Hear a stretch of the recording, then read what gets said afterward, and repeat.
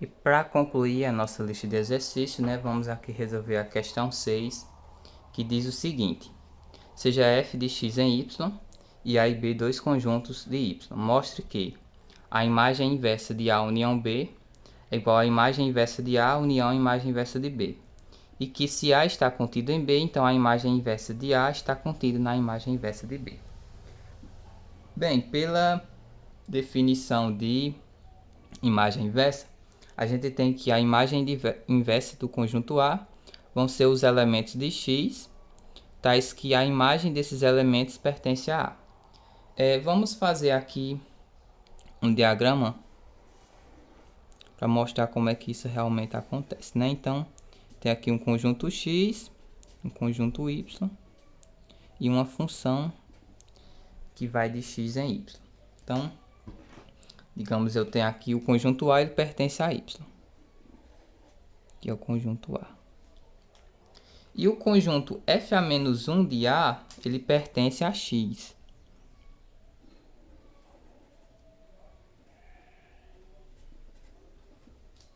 E esses elementos de FA-1 são todos os elementos tais que, quando eu aplico a função neles, eles vão cair aqui dentro do A. Certo? Então, essa é a definição da imagem inversa. É um conjunto que pertence ao domínio da função, tais que quando eu aplico a função nesses elementos, eles vão ser jogados aqui no A. Então, vamos agora responder os itens, né? Então, o item A,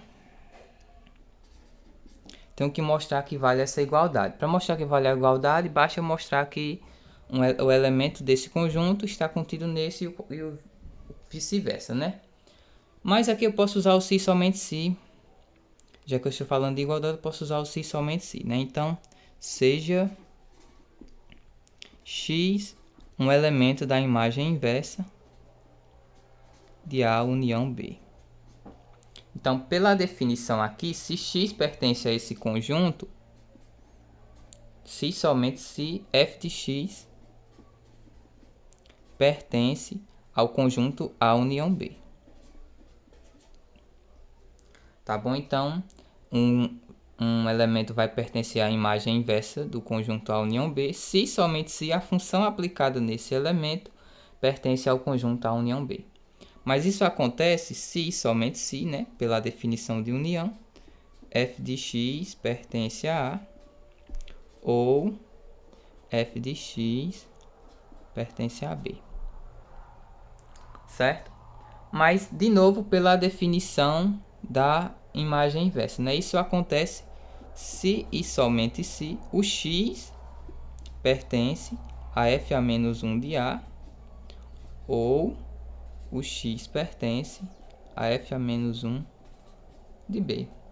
Mas isso aqui é a união, né? Então, se somente se x pertence a FA-1 de A, união FA-1 de B, né? Então, como queríamos mostrar, encontramos um elemento que pertence à imagem inversa de A união B e ele também pertence à imagem inversa de A união à imagem inversa de B.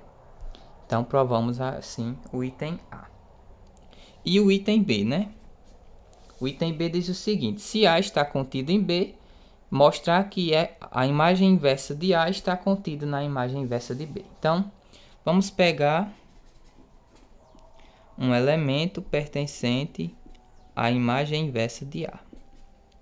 Então, novamente pela definição, se x pertence à imagem inversa, então significa que a f de x vai pertencer ao conjunto A, tá bom? Então, se x pertence à imagem inversa, é porque ele pertence, f de x vai pertencer a A. Mas o A, ele está contido no B, que é a condição da questão. Então, se o A está contido no B e o f de x pertence a A, então significa que o f de x também pertence a B, certo? Já que o A está contido em B. Logo, significa que o x pertence à imagem inversa de B. Já que o f de x pertence a B, então o x pertence à imagem inversa de B. Então concluímos, né? Já que eu peguei um elemento que pertence à imagem inversa de A e mostrei que ele pertence à imagem inversa de B, então significa que F(A)-1 de A está contido em F(A)-1 de B, como queríamos mostrar.